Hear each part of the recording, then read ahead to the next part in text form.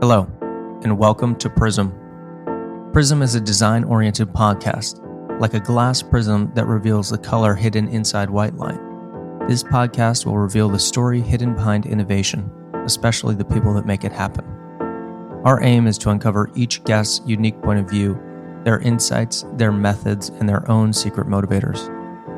My name is Walker Harden, Director of Experience Design at Whipsaw. On this episode, I will be sitting down with Cole Derby, Director of Industrial Design, to talk about the trends and insights we noticed at the CEDIA Residential Technology Conference that was held this year in Denver, Colorado. Whipsaw has a long history of designing great residential technology.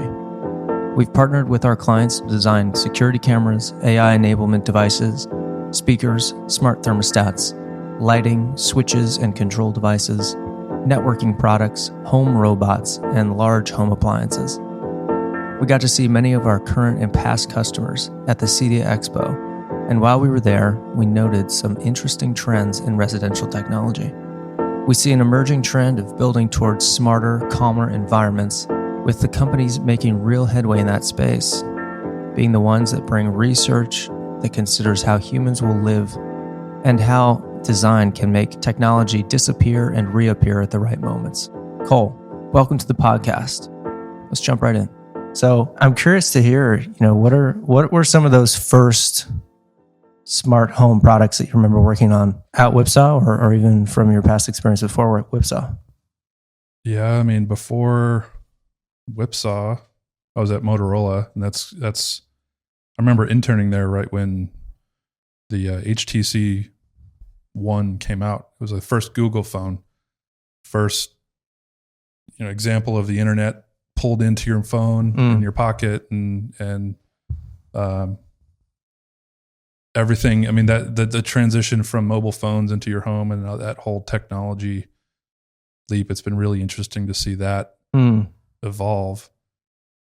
But first, I think I started at Whipsaw just after or during the drop cam first couple smart home cameras that came out. And then again, other companies we worked with, like the Noon light switches, where you can start to control scenes in your home. And there's other products. There was kind of an evolution over the last 10 years of every company releasing a product, whether it's a light bulb or a wall socket, or a speaker or a TV, that are all waiting and listening for cues to snap into a smart home environment and be controlled. So not that they're actually smart. They're all just sitting there waiting and listening, and they're all talking to each other. So some of these products we worked on are the actual controller and not just something that is inherently programmed to respond to actions. So the Josh AI smart home controller was the first one that I remember that was actually taking control of all those existing products in your home. All the things that you buy, from like a Philips light bulb, Lutron light switches, Sonos speakers, and then kind of taking them under their wing. And so you just tell Josh what to do, and it takes all those other smart objects and just makes them an entire experience. Right. So that was a project where we started from ground zero. They had software algorithms they were using for the voice control, but then for a product, what does it look like? Right. Yeah. It has to adapt to all these different home environments and user types and personas. So we did everything from consumer unboxing, that first experience of the product, to imagining what this device might look like in 100 rooms in a giant house somewhere in Beverly Hills. And so you have one of these wall-mounted or wall-integrated hardware devices from Josh that you can just talk in the room and address that. Similar to, addressing like an Alexa or a Google Home in using that voice control framework. But more conversational. And more like speaking to you right now. Like, hey Walker, do you mind hitting the lights and turn the TV on and, play your favorite music? Got it. You would just take all that in and do it. Yeah. Interesting. So yeah, it's whether it's one or 100 of these, it's a step away from having a giant Motorola Control4 system in your basement that is controlling the smart home. It's getting away from that. Everything's in the cloud. All you need are just little microphones to tell your home what to do. Right. And the software in the back end are controlling all the other little peripherals in your home to make a complete experience. And so then what you end up interacting with from an end user standpoint is really, I guess, more humanized in that way. It doesn't feel like a piece of technology that you need to learn. It just is natural. That's why a lot of these products are covered in wood and covered in fabric and starting to integrate, look more like furniture and starting to disappear a little bit. They're not as loud and flashy and bright lights. Right. They don't need to stand out on the counter as much as really just because we're getting seamlessly blend in with the environment. Yeah. Something that we could talk about is a little bit of like this trend, like some of that trending or some of the things that we noticed when looking at that home control systems, or specifically home climate control, and these smart learning platforms where we know your habits, we know your location, we know your schedule, if it's integrated with a calendar or something that you've automatically inputted, or maybe the device the system has learned what your preferences are and just has built that in, is that people are, they're not super comfortable with the system just taking control 100% and just making changes on your behalf. There still is this, human interest or need or desire to have some level of confirmation or visibility or transparency into what the machine or system is suggesting for you. So I guess the idea or design principle is, it's smart, but it's not smarter than me. Ultimately, I know what I want. Maybe I should be or could be prompted to make a decision that will benefit me, that without the system, I wouldn't have even realized that, every day around 5:30, I want the house a little bit warmer than I did earlier in the day when I'm in my work mindset, or, just maybe I'm out of the house in the middle of the day, so we don't need to worry about it getting a little bit cooler in the wintertime. And so I think no matter where you're from, everyone is a little bit curious about new technology. They're a little afraid of it. There's always some trepidation with AI and smart home and, where it's all going to go. But I think there's some really good examples where a lot of these companies they're introducing new technology to better integrate into your life, but they always have that off button. Yep. There's a mute. Like, I just want to shut the system down and you're still in control. So it's not completely taking over your life. I think we're going to get to a point where this last 10 years from like and this is based on my experience, 2012 to 22 is all about smart home devices. And we're going to get to a point where AI starts to integrate into smart home and maybe starts to like ruffle those feathers, where if we're used to smart home integration now, is it okay that it starts taking over and predicts if you're wearing sensors that are saying that, what if your home realizes Walker's a little hot right now and you're sweating, and so it turns the AC on based on your body temperature. Right. And instead of some preset that you're, yelling from across the room, it starts to get a little creepy, but it's interesting as we get more used to that level of integration in your home and starting to control your lifestyle. It could get to a point where it does start to predict more and a little bit less of that off button approach where I don't really care. I don't have to turn it off. That does seem to align with some of those trends that we were seeing at CEDIA Residential Tech Conference, where it's getting more personalized, highly personalized, and at the same time, just kind of blending into the background. There isn't so much of a control that you need to set up and manage and configure to your needs. It's plug and play. You get set up, it learns over time. You can interact with it. It does what you expect. Maybe you learn it over time as well, kind of the capabilities, but the barrier to installation and learning of the system is lowered and simplified. And I feel like two potential benefits and one risk, as you already mentioned. One of the benefits, easier for people to interact with it. More devices, that's more proliferation into the market. Hopefully will lower the cost of some of these systems as well at the same time, but also raises that question of, are you really going to be comfortable with this? How does it feel to have a system that does it? If it's done well, you don't even realize it's there and doing it. You just feel more comfortable. You feel like your house is responding to your movements in your home, getting ready for bed, waking up in the morning. Things are just happening on your behalf, and it doesn't even feel artificial when in fact it is exactly that. Yeah. And even the word seamless doesn't really exist. There is no seamless world. There's seams between everything we do. There's always a break between work and home, or a break between walking into a room from another room. It's just narrowing the gap between those different experiences, where as a user, you don't even know that things are happening as you transition throughout your home or your life. It's not seamless. It's just shrinking the gap between those different experiences where we can't even perceive the difference. Right.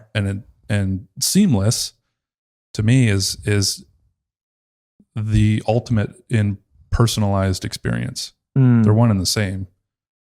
For it to be completely seamless and you're not even really noticing that it's happening, it's completely personal and it's tuned to you and all your habits.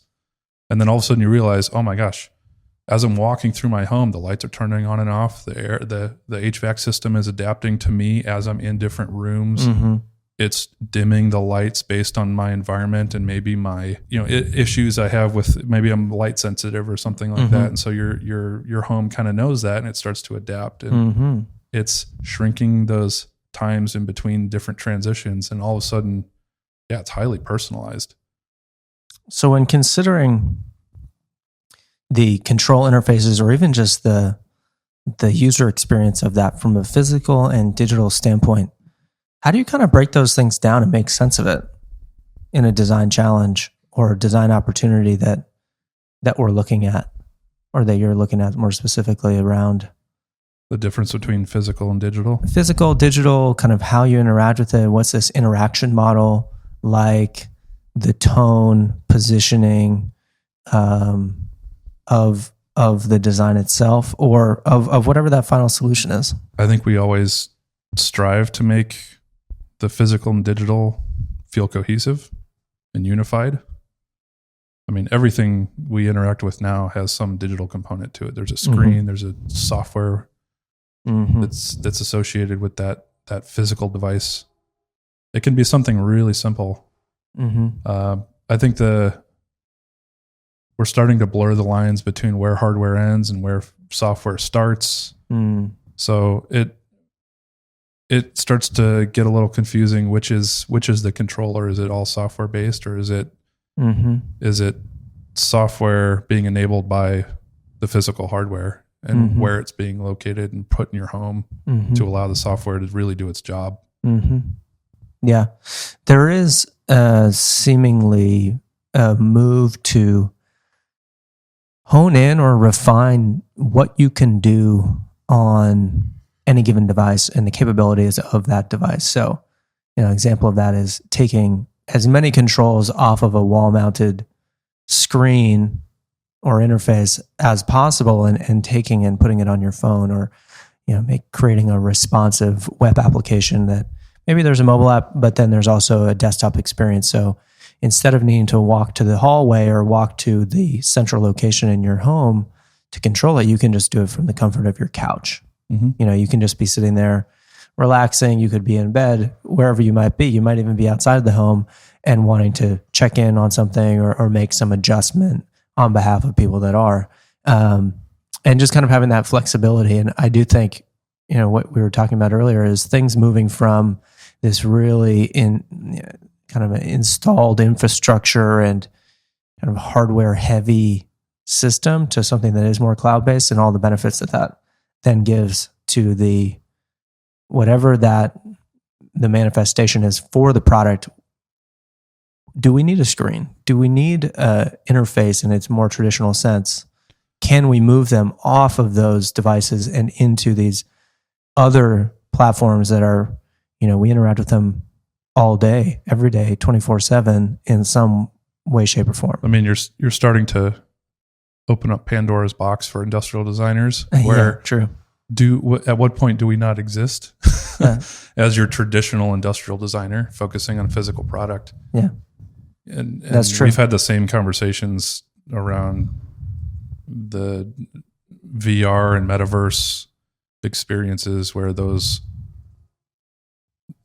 software enabled experiences start to overpower the need to have a physical device anywhere. You don't need a physical device sitting on the table of your coffee table in your living room. Right. It's just everywhere. Right. So then as an, you're a UX designer and I'm an ID designer. So I'm highly focused on the hardware, but as the hardware starts to fade away, there's still this, what's right for people. Yeah. Whether it's physical or digital, we're designing products for people. Right. And we have to relate to them. And so I don't think there's any solution. It's just this interesting, what happens when there's no physical device? Yeah. Where, we've done some products in the past kind of outside of smart home that are environmental sensing and stuff like that, where maybe there isn't a physical device. Maybe it's just sensors that are located in the infrastructure of a building and they're just sensing things in the air as people move throughout their daily life. And there's not a device that's sitting there blinking. And then we start to get into like architectural installation and it gets bigger and bigger and bigger. I think you're right though. Like you said, it's kind of always orienting to, what is the best experience truly? Not assuming that it needs to have some physical thing or some complex digital thing either, and I think there's a lot to be said for more AI enabled experiences that feel way lighter to the end user because things are happening in the background. The user interface that you're interacting with at the end of the day it's a prompt, it's a field, it's a single line, it's more conversational. And I think, it's interesting to think about how that could be applied more or come about more prominently in the residential technology space. The breadth of micro interactions or all of these disparate products that all need to talk to one another to then create this ecosystem. And thinking about, well, hey, if somebody could crack all of those or create an ecosystem that kind of tackles the big ones, that seems to be a compelling opportunity to think about. It's things like door locks, light switches, lights, home climate control, entertainment control, kind of sound and speakers. And I think it's not a new idea. I think there have been companies and countless millions of dollars that have gone into R&D around this topic, but it still feels just slightly out of reach. It feels too expensive. You look at billionaires' homes and technology that they're able to integrate. That is not something that the average American or average person could ever afford or even imagine putting into their home. Even with full home smart integration, it takes an installer. Somebody comes in and evaluates your home, counts how many rooms you have, and, analyzes your vocal distance to microphones to make sure you've got the best possible experience. Yep. There's a lot of new home construction where construction laws and environmental laws are starting to force new home construction to start to integrate some of that stuff automatically. Right now it's all retrofit. We've got all this technology, companies focusing on technology first, shoving it in people's face and trying to build the experience afterward. So, I think when we get to a topic like, what should product companies focus on? For residential tech or smart homes, a lot of that is is it's kind of a culmination of what we've been talking about. Cracking the big picture, like you mentioned, but also designing. It's like constantly designing for the way people actually live and the way they actually experience. So true. Instead of focusing on what the latest. Sometimes you have to approach it from both sides. You develop a new technology, and then you're constantly figuring out how to apply it. And it takes designers to help figure out what that looks like, and in the terms that normal people can understand. Yep. And experience and love and fall in love with. But then there's designing it from the just what's the best possible user experience? What do people really want? Right. And what do people need? Not necessarily what they want. You're right. designing. There's a lot of junk out there. Yeah, so much. I want this. I want to talk to my things. I know. More control. I want more light. I want more. Yep. Do we need it? Yeah, more gadgets, more tech, more IoT products. I think that'll start to slow down as companies realize more and more. You have to design for people. For people always. For those experiences, and we have a really good baseline in all the smart home technology and integration with AI coming in, where we don't have to focus so much on the component or like the new technology. There's a lot of companies that are just leaving people in the dust. So it's going to be really interesting to see where it goes. That's true. Like really orienting into, crafting a premium experience, regardless of the touch point, regardless of the price point. Crafting a premium experience regardless of the price point, where it's considered from that user standpoint. Not necessarily saying, hey, Cole, do you want home smart climate control? But actually looking at your daily life and having you co-create something that works for you in your environment, and doing that with dozens of people, hundreds of people, understanding kind of where are these trends, what are people really latching onto or creating together.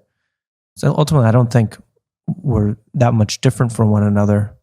And so if we're able to leverage all of those different experiences and identify those primary opportunities and then design for those opportunities and refine from that standpoint, I feel like that's a quite solid foundation for that new product innovation that isn't just saying, hey, we're going to integrate, the latest Bluetooth or the latest communication protocol into the development of this system or ecosystem. Yeah, sure, that might work, but people might not even care, and people don't ultimately really need to know. Not engage with it. Yeah, I mean, people don't really need to know. There's companies that build their entire foundation on releasing the latest technology and how it actually relates to people. You see it on an advertisement, and it's like some new coating or something that's supposed to help your life in a better way. I don't get it, and I don't really care. But once you experience or put that thing on,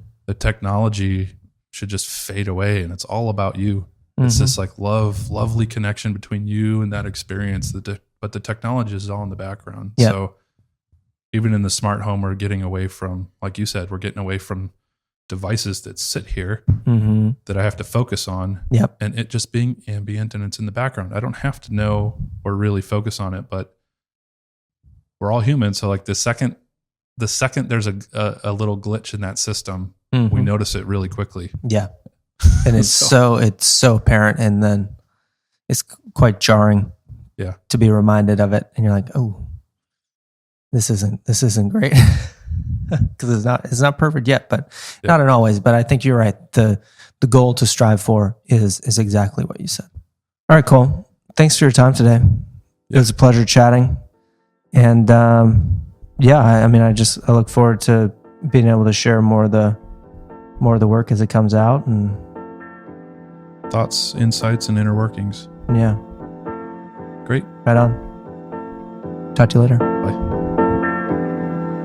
And that concludes this episode of Prism. Thank you for listening, and be sure to follow us on Whipsaw.com or your favorite streaming platform. Prism is produced by Sarah Lears. Mix and sound design by Eric Buell.